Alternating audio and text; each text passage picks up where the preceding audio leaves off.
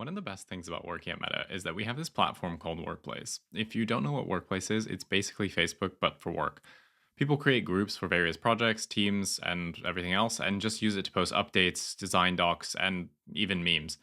While it can get quite noisy and there's a ton of posts that are just pointless and cringe, there are from time to time absolute gems of knowledge that emerge. Today, I want to talk about one of these such posts and share the wealth of career and life advice contained inside.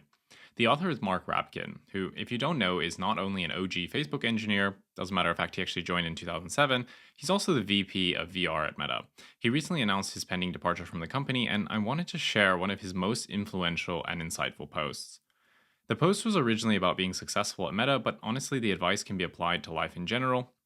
I've taken the key points of the original post and also added some of my own thoughts and interpretations at the end to add a little bit more depth to the video. This is the start of a new series, Lessons from Legends, where I'll share with you some of the gems that the absolute legends at Meta have written over the years. Hopefully, you find the content inspiring, insightful, and it opens your eyes to how some of the most legendary figures in the company's history view things and operate. Without further ado, let's dive in. When it comes to meta and, well, life in general, there's a constant flow of changes. Most of us are focused on trying to think many moves ahead. We're trying to understand how people, the environment around us, are all interacting with each other. We're always planning, planning, planning for the future.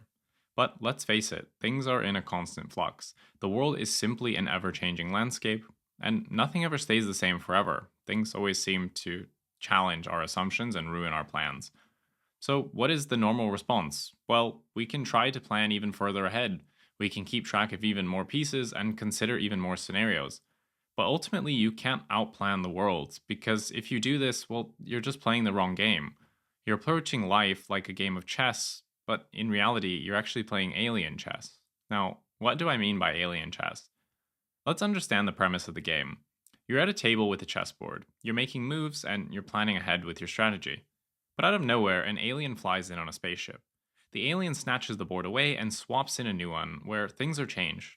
Sometimes you're playing as the opposite color. Sometimes it's the same board, but your most important piece is missing. Or sometimes it's a completely new board. So, what do you do now? The alien has changed the game. Well, you can sit down, review the board, plan the strategy, and begin again. But then the alien will just swoop in and give you a new board all over again. Winning at alien chess is not about trying to checkmate a board. It's actually about being able to deal with many boards in rapid succession. Are you able to leave the board in a better state than when you got it? Can you handle it when the alien puts you in a good or a bad position? How are you able to move forward and rack up small wins with an even ever changing landscape? Instead of trying to adapt a strategy of trying to predict or prevent change, one must get better at the skills necessary to be successful in this new game. Here are the most important ones. 1. Acceptance.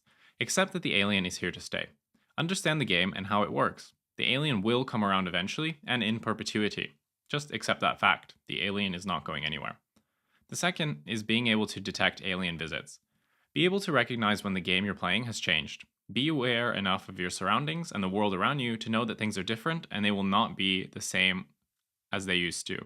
If you miss it and try to play the old game, then you will lose. The last one is to adapt quickly.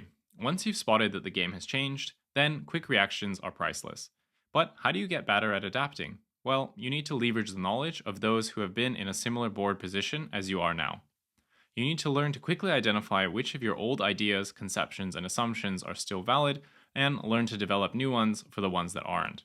Learn to shift gears seamlessly, and don't get married to one idea or one notion of the world. And a final point. It might be tempting to try to run away from a bad board when that hand is dealt to you. But whatever board you move to, the alien will just mess that one up too. And that's the thing with alien chess. It gives you the opportunity to achieve great things. Everyone can do well when the board is easy. It's how you handle the bad boards that defines you as a person and grows your character. So that's alien chess. But what does it all mean? Well, the advice was originally written about how to survive and be successful at a company as chaotic and evolving as Meta. But in reality, the advice can apply to life in general. I originally read this note when it was first written, and I didn't really think much of the post. But now returning to it and refreshing my memory of the lessons inside, I find just how prophetic Rapkin's words really are. If we all think back to all the wild stuff that has happened even in just the last 5 years, it's really easy to see that the lessons of alien chess can apply much more broadly than just meta.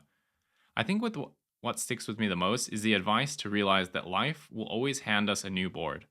We'll be lucky if it's one that's just minimally changed. Each step in life, whether we choose it ourselves or it's thrust upon us, changes the nature of the game.